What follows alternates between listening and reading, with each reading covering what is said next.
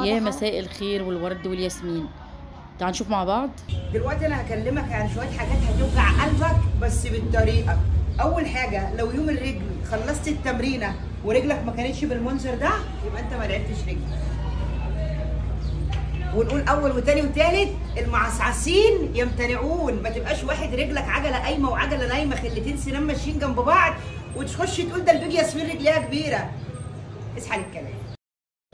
طبعا انتوا شفتوها دي، انتوا كلكم عارفينها اكيد. دي البيج ياسمين، والبيج ياسمين المفروض ان هي واخده هرمونات ذكوره واللي انتوا شايفينه واللي هي عاملاه في نفسها ده وقصه شعرها ولابسه لبس رجالي. هي ست، هي على العموم ست مش راجل، لكن هي حابه تاخد لنفسها ستايل كده وتعمل لنفسها رياضه وحاجات.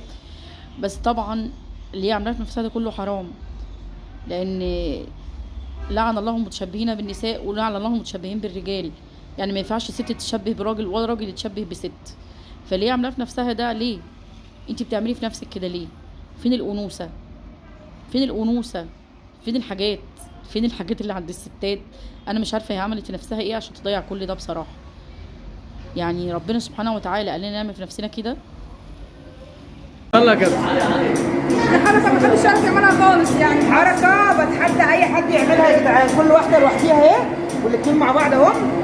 كتف كتف. كابتن ياسمين ما شاء الله عليك. ايه ده؟ انا كابتن ياسمين. كابتن ياسمين عاش يا كابتن ياسمين. عاش. بصوا على الموسيقى اكتر على فكره ولا كله رايق. ايوه بقى. عاش يا كابتن. حبيبي ربنا يخليك. بذمتكم فين الحياء؟ فين الحياء؟ اما هي ست شكلا راجل لكن من جوه ست. من الحياء انها تعمل الحركه اللي بتعملها دي. انتوا عارفين هي بتهز ايه دلوقتي؟ عارفين هي عامله ايه من جوه علشان تداري المعالم انها ست؟ سيبوكم من ده كله. الحركات اللي بتعملها وهز ده كده ينفع؟ عيب وحرام، اتقوا الله. طب تعالوا اوريكم حاجه تانية عشان تعرفوا ان احنا بقينا في اخر الزمان. المزاع عمل لي مؤخرة حلوة تاع الرقصات، مبين تحته اشياء رح اخذ هذا. لسه فرحة ما تمت البنطال الجلد. المزاع وانا عم بمشي فانفضحت بالتقسيم. كنت عم شوف العالم عم تضحك بس ما كنت عارفة على شو، فاضطريت اجي اشتري غيره.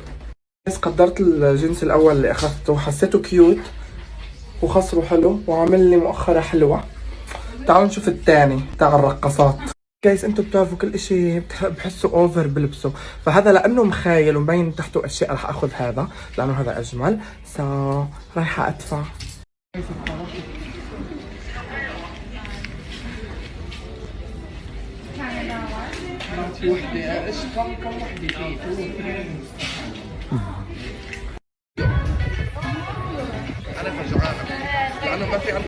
انتوا شفتوا دوت حاجه من ضمن حاجات علامات الساعه. يعني في زيه كتير. ده ساير المنذر وده متحول.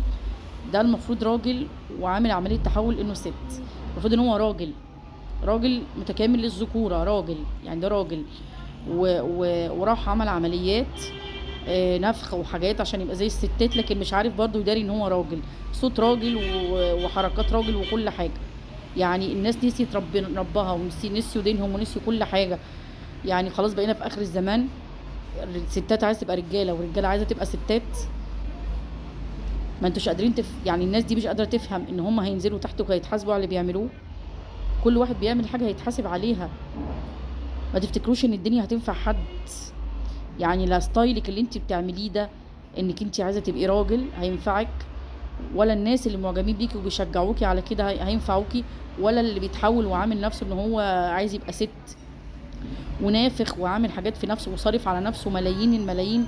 ده صارف كتير قوي. سعر المنذر ده على فكره بيعمل فيديوهات، بيخش كافيهات وحاجات، وفي ناس ضربته قبل كده كذا مره. راح دوله عربيه قبل كده واتضرب. الناس طبعا دمها حامي وعندها نخوه لما شافوه المنظر ده ضربوه. والفيديو كان منتشر لان في ناس لسه على دينها، وفي ناس كتير قوي لسه يعني بتخاف من ربنا، ولما شافوا منظره ده ضربوه في الشارع وادوله علقه محترمه. الحمد لله على نعمه الاسلام، والحمد لله ان لسه في ناس عندها فطره الاسلام. اللهم لك الحمد. مش هقول غير يا ناس ارجعوا لعقلكم تاني وحافظوا على دينكم، واعرفوا ان كل واحد هينزل وهيتحاسب. على كل حاجة، ومحدش هينفع حد، محدش هينفع حد. بس دي رسالتي، عشان في ناس بتقول انت بتعملي رسالة ايه وبتقولي ايه.